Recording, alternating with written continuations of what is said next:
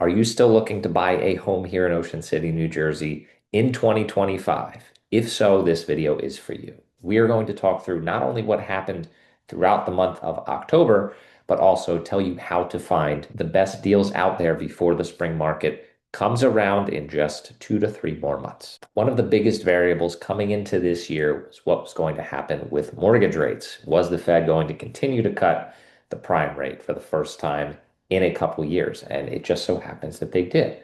Now, we'll get into the details more a little bit later, but basically, things have been flat for the better part of the last month. They have crept up a bit here in November, but inventory, thankfully, has gone as expected. We've had plenty of new listings. We've had about 10% more new listings so far this year, year to date, than last year. And that has led to 19% more homes going under contract through the same time last year. So the market's still been incredibly strong. Now, we left off at the end of the month about 2% down from the beginning of the month. That's nothing to write home about. We're talking about four homes different. And here we are in mid-November as I record this. Inventory has picked back up a bit. So it'll be interesting to see if we continue to see the downward trend as we get to the end of the month, whether that's through homes going under contract or people taking their homes off the market because holiday season is upon us.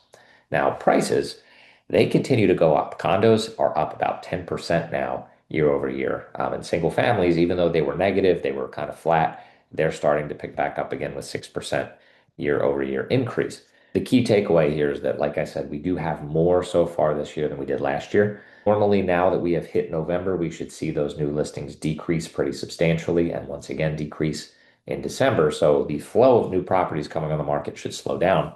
And usually activity as far as homes going under contract follows suit. But again, we've seen a lot of strong demand over the past several months. As you can see here, if we look back at the last, what, 1, 2, 3, 4, 5, 7 months in a row, we've had increasing amounts of homes going under contract. And looking back through 2022, as you can see in this chart, we have not had that run.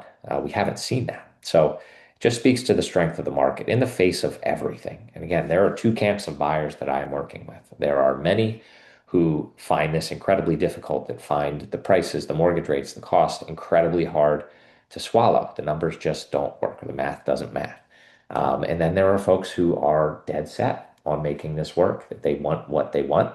They understand that they may have to pay up more than they want to pay in order to secure exactly what they're looking for them and their families, because they're viewing this as a long-term game, and knowing the appreciation that has historically been there, they're willing to make some financial sacrifices, let's say, in order to start building those memories sooner than later. And closed sales, again, we've had a lot of strong months here as well. If you look over the same duration through 2022, this has been a very strong year. Now, again, if we were to compare this to 2019 or earlier, we've had way less activity across the board, but we are not. We are in our new normal, and we are picking up steam, believe it or not. So single family homes, there's not many months of inventory out there. We have been below 4 months of inventory for 3 months in a row. That means if no new homes hit the market, they'd all be gone over 4 months. We would be down to zero, as we sit here with about 65 single family homes on the market. Now, the sale price on those single family homes, again, we show the median here, but the mean is what I'm paying a little bit more attention to now compared to in the past. The median showing roughly flat because we are seeing many teardowns being priced into this. And I don't think that that is a fair reflection of what the market's actually doing. The homes that are being torn down are then being built new, big, and expensive. And those homes are then making that mean, they're pulling it up to really where reality tends to be. Because if I were to ask you to find me 10 single family homes that are right around this median at, we'll say 1.7 million, you can't do it. Doesn't exist. Single family homes in that million to under 2 million range are few and far between. So it is, we're seeing two different markets here, as we have been seeing for years now, that the new construction market is really bringing up everything else. The dirt has outpaced the value of most other things. People just want to be here in Ocean City, and ideally, they want a single family home. They don't want to have to share in a duplex. Now, days on market, yeah, it's taken a little bit longer recently than maybe in 2022 and the heat of the 2.5% mortgage rates, but still we're coming back down. Days on market are decreasing, that again speaks to the strength of the market that we're in. Now, condos, again, we are now back under 4 months of inventory, and this has ebbed and flowed over the past few years. We will stay around here. Just speaks to the consistent strength of people who want or are able to purchase those condos. When I say condos, again, condos can be in a condo complex, it can be a duplex, it can be in a triplex. Anything that's not a single family home essentially gets lumped into this category.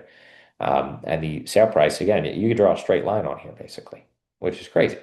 There are very, very few ebbs and flows. There are very few dips or huge rises. This has been a consistent run for years now. And we are approaching the $1 million mark, where that is essentially your 3 bed, 2 bath on average is already there for a good one in a decent location. Yes, you can still find them for 800,000 or fewer, but they're going to be old. They're not going to have a garage. They're going to need to be updated inside.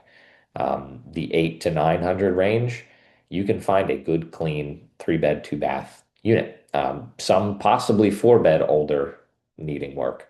But to really get what is the true standard, being something you don't have to come in and do a whole lot of work, has a garage, maybe a rooftop deck, and is ready to go, you're at or around $1 million already at any part of the island. And once again, this reflects pretty similarly to the single family that our days on market are starting to come back down a little bit compared to where they peaked just about a year ago. Now, speed, again, this is my own stat. This says how many homes do we need to see hit the market, how many new listings for one home to go under contract. And we had been averaging roughly two for a while, for the better part of the last few years, whereas historically it's closer to 1.7, 1.75. The last 5 months, we have been at or under that number. So we are seeing towards the tail end of these graphs, we're starting to come back down towards 1.5.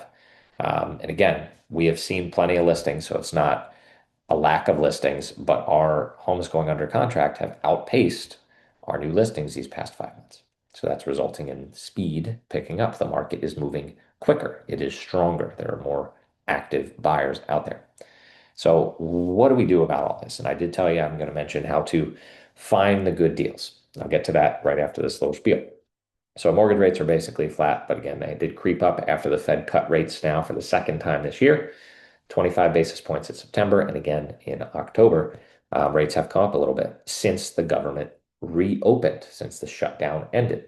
And that has a lot to do with certainty. So when there is uncertainty in the market out there, that tends to be favorable towards mortgage rates and yields. When there is more certainty, more potential upside in the economy, rates tend to go up a little bit. So they have gone up, let's say, an eighth of a point, right? 0.125, give or take. There are still great rates out there.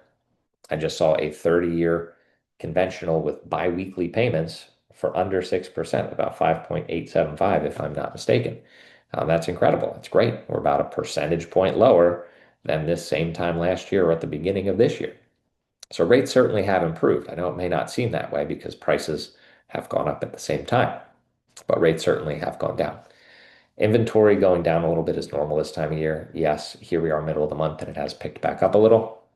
It's fairly normal. By the end of the month, I would expect we would be down around where we started in the 220s. Is it going to drop through the floor and go sub 200 total active properties on the market? I don't expect that to happen. I think we should moderate between maybe 210 and 235 for the rest of the year, with a slow decrease. Again, there will be some ups and downs, but it'll be essentially a decrease over time.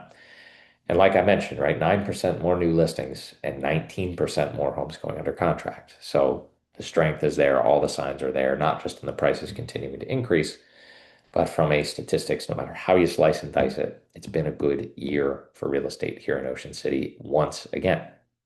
Now, prices, again, they're starting to pick back up in the single family world. They never stopped picking back up in the condo world. And the reality is, this is the best shot that we are going to have to find a good deal over the next 30 to 45 days before the spring market is coming upon us again. And a lot of the motivation that some sellers may be feeling right now is likely to go away. If you are looking to find a good deal out here, and I secured a very good deal for a client that just closed last week, another solid property that just closed yesterday. We want to look for a couple things. Motivation being first and foremost. And we can't always tell that. You're not going to see that in a list price for a seller. But a lot of the times, conversations matter. Relationships with agents matter. We're able to have candid, friendly, and perfectly ethical conversations to figure out exactly what's going on there. So if we can find a seller who is selling and upgrading into another property, yeah, they may be a little more motivated if they really want the property that they have under contract versus somebody who says, you know what, if I can get my number and I can find a home to move into, then I would sell. Motivation levels are totally different versus somebody who has already found what they want to move into. They're excited for it.